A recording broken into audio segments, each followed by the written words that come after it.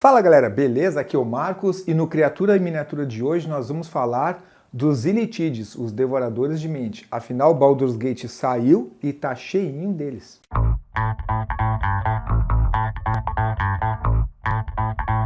Tem muita coisa para falar dessas criaturas. Afinal, eles estão presentes no mundo de Dungeons & Dragons desde a primeira edição.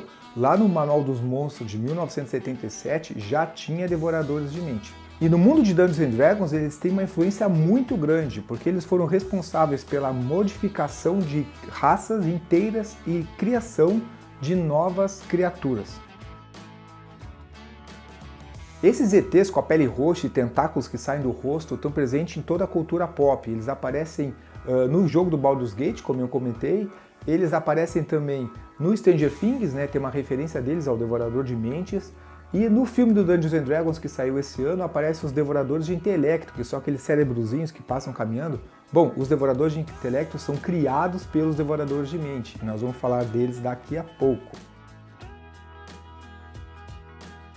Por serem esses extraterrestres com poderes psionicos, eles são ideais para quem quer fazer uma aventura de terror cósmico, bem ao estilo Call of Cthulhu. Inclusive, no cenário de Ravenloft existe o domínio de Bloodspur, onde ele é impregnado de devoradores de mente e todo o domínio gira ao redor do cérebro ancião. Agora nós vamos falar sobre a ficha dele, as características deles e no final vamos mostrar uma miniatura dos devoradores de mente. E é claro, quem quer comprar a sua miniatura tem que conferir as promoções de agosto de miniaturas do Mercado RPG.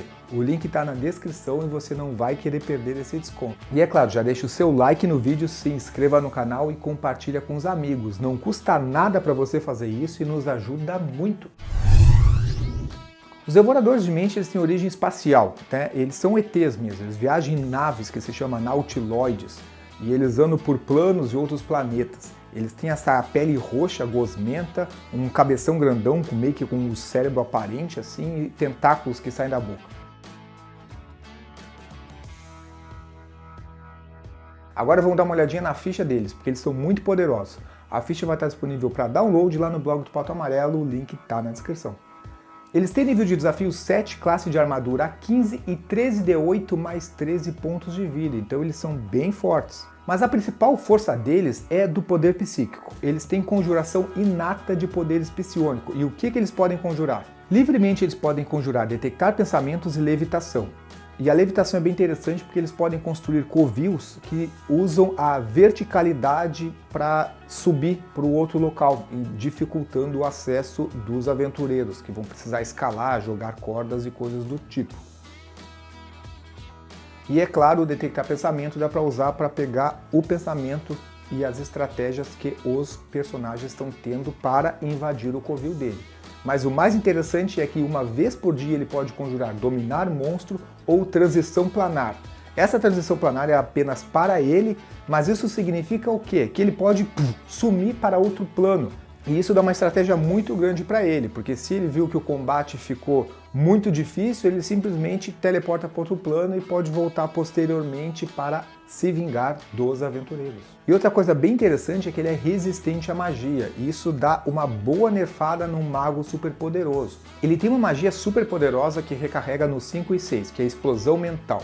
Em um raio de 18 metros, quem falhar numa salvaguarda CD 15 vai receber 4d8 mais 4 pontos de dano psíquico e fica atordoado. Lembrando que é todo mundo que tiver nesse raio de 18 metros, nesse cone de 18 metros. Muitas vezes um cone de 18 metros cobre a sala inteira onde ele está. Então todo mundo na sala vai receber essa carga psíquica e pode ficar atordoado. Além de levar um bom dano, né? Lembra que ele tem esses tentáculos na boca? Bom, ele ataca com os tentáculos e ele tem mais 7 para acertar com os tentáculos. E se a pessoa for média ou menor, fica agarrada. E ainda leva 2d10 mais 4 de dano psíquico quando for agarrado pelos tentáculos. É claro que ele pode fazer uma CD 15 para escapar, mas é muito perigoso ficar agarrado. E o motivo é qual? Não sei. Extração cerebral. Olha o nome do ataque do Devorador de Mentes. É isso mesmo. Se tu falhou na salvaguarda CD15 e ficou agarrado, além daquele daninho de 2d10 mais 4, tu vai sofrer a extração cerebral. E aí que a coisa complica. Ele tem mais 7 para conseguir cravar as presas dele na cabeça de quem ele agarrou. E aí esse personagem vai sofrer 10 de 10 pontos de dano perfurante. 10 de 10, isso significa que pode chegar a 100 pontos de dano, fora os até 24 pontos de dano que ele já sofreu por ter sido agarrado. Se durante esse processo da extração cerebral a vida dele chegar a 0, o Devorador de Mentes chupa, drena, come o cérebro da vítima e a pessoa morre instantaneamente. Não tem cérebro, morreu, acabou. E morreu. Então, resumindo, resistência à magia, transição planar, explosão mental e drenar cérebro. Ela é uma máquina de matar aventureiros desavisados. Então, agora que já sabemos o quão perigosos eles são e quais são os poderes que ele tem para atacar e prender as suas vítimas, vamos ver um pouco da história deles e como eles agem. Os Eletides, eles são essas criaturas roxas, extraterrestres, ordeiros maus escravagistas que têm por hábito se alimentar de cérebro de pessoas ou criaturas inteligentes. Não é qualquer cérebro, tem que ser cérebro de alguém inteligente. Eles realmente comem o cérebro, eles vivem do poder psiônico e psíquico intelectual que tem no cérebro dos outros. E eles inclusive usam o cérebro para estudo e coisas do tipo. E durante milênios, eles viajaram de plano em plano, de planeta em planeta nas suas naves, os Nautiloides, dominando diversos locais.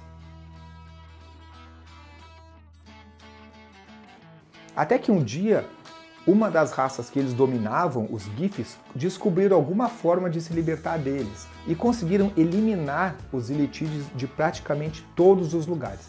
E até hoje os Gifs, que são outro tipo de extraterrestre, caçam os Eletides por onde eles encontram.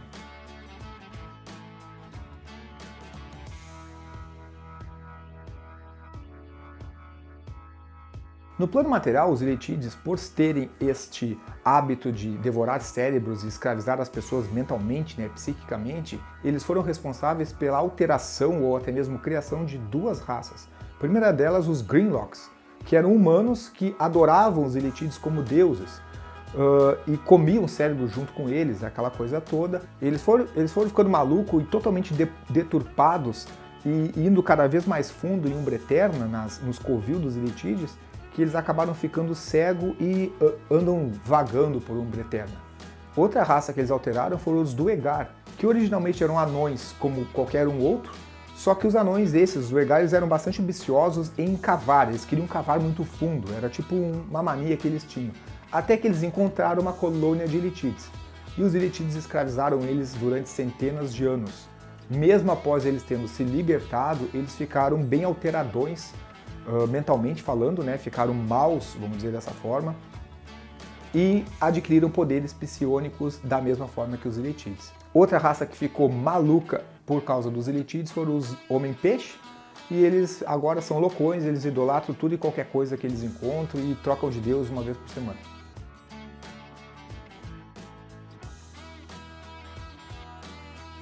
Mas por que quando eles dominam as pessoas, acontece isso, as pessoas ficarem insanas e loucas, Bom, os Eletides, eles devoram cérebros. E para o cérebro ter um sabor diferente, eles gostam de experimentar sensações diferentes.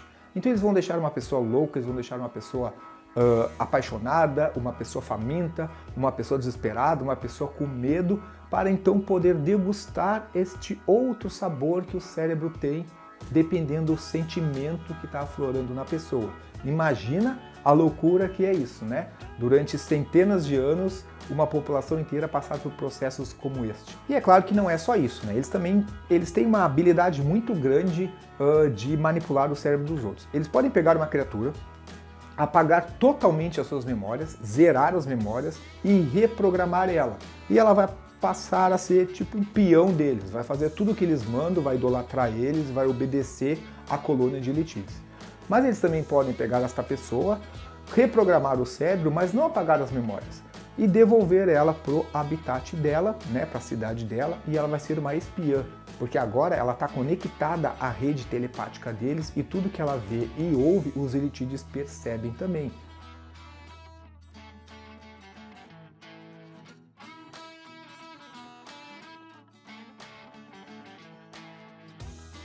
E onde eles vivem? Bom, eu já disse que eles vivem em colônias subterrâneas, normalmente umbra-eterna, né? E eles são colônias mesmo, bem no estilo colônia tipo abelha, sabe?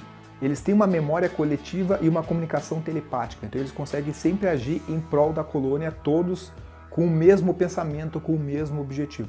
No centro dessa colônia vai ter um cérebro ancião, que é o centro de pensamento dos Elitides, é tipo o roteador da galera, tá? Então tudo converge para o cérebro ancião, que tem um raio de atuação de diversas milhas, onde ele consegue replicar o pensamento telepático da colônia inteira, né?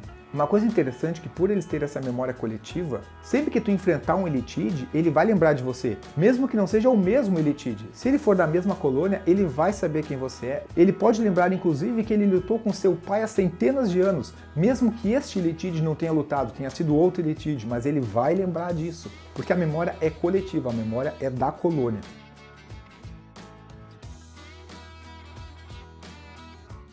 Como eu já disse, eles apenas se alimentam de cérebros de pessoas inteligentes. Então eles sempre criam essas colônias próximas de algum lugar onde há pessoas ou criaturas que eles possam atacar, seja para comer o cérebro, né, seja para fazer todos os outros experimentos que eles precisam fazer. Dentro desses experimentos, um deles é a biblioteca de cérebros. Afinal, todo o conhecimento que eles absorvem vem de cérebros. Então eles fazem cérebros no jarro. Eles colocam diversos cérebrozinhos em jarros e podem se comunicar telepaticamente com esses cérebros. E, inclusive, esses cérebros eles têm poderes telepáticos e psionicos e são um bom nível de desafio também numa biblioteca de cérebro. Mas se fazer um furo na cabeça da pessoa e drenar o cérebro dela para se alimentar, ou remover o cérebro da pessoa e colocar num jarro, não for maluquice o suficiente, calma que tem mais coisa que os Elitides fazem.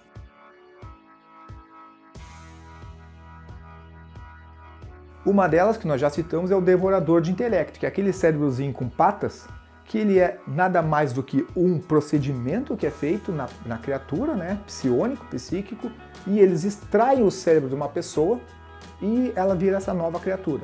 E esses devoradores de intelecto, eles são tipo os cachorros dos Elitides. E esses devoradores de intelecto, quando eles conseguem pegar uma criatura, eles transformam ela numa espécie de marionete, eles conseguem controlar os movimentos dela.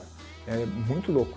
Outra monstruosidade que eles criam são os oblescos, que são uma variação dos pudins e geleias e gosmas do Jubilex. O Jubilex é o deus das gosmas, né? Nós já fizemos um vídeo sobre o cubo gelatinoso, o link está aqui nos cards. Então os devoradores de mente, eles pegam essas gosmas e conseguem modificar elas para criarem oblescos, que são caçadores de pensamentos e memórias. Então eles vão atacar suas vítimas e drenar pensamentos e memórias. E são criaturas bem difíceis, o nível de desafio pode chegar a 10. E não acaba por aí, eles podem inclusive capturar um beholder, olha só, olha o poder deles. Eles vão capturar o beholder e fazer os procedimentos necessários e transformá-lo em uma testemunha da mente. Essa testemunha da mente, além de ter um bom nível de desafio, ele e diversos poderes nos tentáculos, ele funciona como um repetidor do sinal da mente coletiva. Então ele expande a área de atuação da mente coletiva. Se não bastasse todas essas criaturas medonhas que eles podem criar e modificar, o modo operandi deles para se reproduzir é ainda mais insano, mais bizarro. Eles têm uma banheira com um soro, com uma salmoura, onde eles colocam ovos e criam larvas, tá? Quando esses ovos eclodem, eles viram larvinhas. Essas larvinhas eles pegam e colocam no cérebro de uma pessoa, seja entrando pelo olho, pelas narinas ou pela orelha.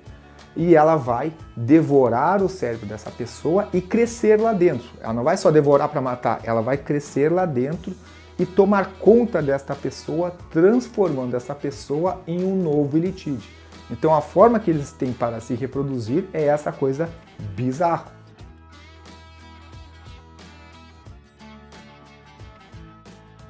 Eventualmente, de uma dessas transformações para surgir um novo Elitide, pode nascer um Ulitarid, que é um Elitide maior. Ele é maior mesmo, ele é fisicamente maior, ele é uma criatura grande, não média. Mais forte, mais poderoso, enfim, top, né? Quando isso acontece, a colônia é dividida ao meio, tá? E uma nova leva de Elitides vão junto com esse Ulitarid para um novo local onde é criada uma nova colônia. Depois que a colônia já está organizada, esse Ulitarid vai virar o novo cérebro ancião dessa nova colônia.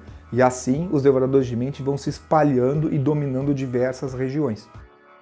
E ainda se porventura essa banheira de salmoura onde os girinos estão lá dentro ficar sem alimento, eles começam um a devorar o outro. O último que sobra se transforma em um nautelide, que é uma serpente gigante que devora tudo e qualquer coisa que ela vê pela frente. E também existem os Alrun, que são elitides que aprenderam poderes arcanos e pegaram gosto pela magia, justamente por devorar muito cérebro de magos, feiticeiros e arcanistas. Porém, magia é mal vista pelos elitides, eles gostam apenas do poder psiônico. E quando isso acontece, os Alrun eles são expulsos da colônia, tá? Quando eles são expulsos da colônia, eles perdem o contato com o cérebro ancião e toda a rede telepática. E por perder esse contato, eles acabam não tendo mais aquela memória coletiva e imortal que existia na colônia. Que uma coisa que um elitide de 100 anos atrás viu da mesma colônia é replicado para as memórias de todos os outros. Por sentir falta disso, esse Alrun ele acaba virando um Lich, tá? Então o Alrun na verdade é um elitide Lich, porque ele quer ser imortal, ele quer imortalizar as memórias dele. A última forma que eu encontrei de elitides foi justamente no cenário de Ravenloft, que são os devoradores de mente vampíricos. Esses devoradores de mente vampíricos eles têm um único propósito, eles drenam os fluidos cerebrais de uma pessoa, vão até o cérebro ancião moribundo, que é a quem eles servem, entram na salmoura do cérebro ancião e são dissolvidos ali. E a dissolução deles e do fluido cerebral que eles drenaram das outras pessoas mantém esse cérebro ancião já moribundo vivo. E esses devoradores de mente vampíricos são caçados pelos devoradores de mentes normais, vamos dizer assim, porque eles consideram essas criaturas abominações.